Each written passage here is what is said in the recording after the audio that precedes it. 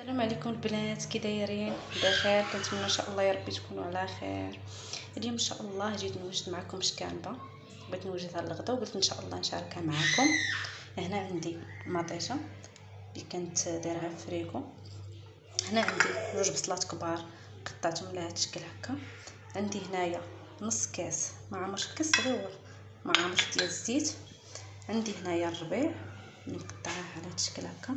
عندي سكينجبير، عندي هنا التحميره، عندي هنا شويه ديال الخرقوم، هنا عندي قزبور حبوب، عندي هنا الملحه، عندي هنا جوج فصوص ديال الثومه وشويه ديال الهريسه، عندي هنا شويه ديال الابزار وهنا شويه ديال الكمون، وعندي هنايا شكانبه كانت عندي هنا في الفريكو. المهم هاي راني دابا غسلتها. المهم غادي دابا غنصب معكم ان شاء الله. غنديرو في الكوكوط. هنا راني ضفت البصله وضفت شكانبه، غادي نضيف عليها الربيع، غادي نضيف التوابل كاملين،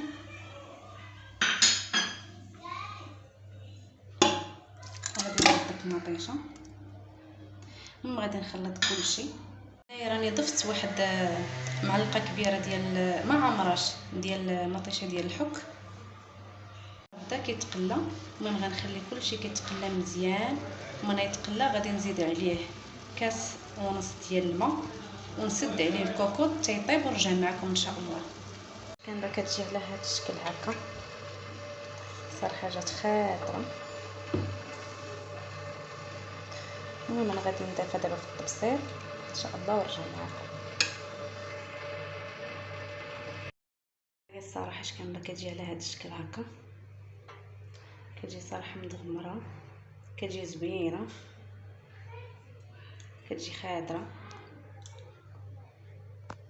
وديال بناتي درتها لهم البطاطا، هذه ديال بنياتي بغاو بالبطاطا درتها لهم. كتجي على هذا الشكل هكا.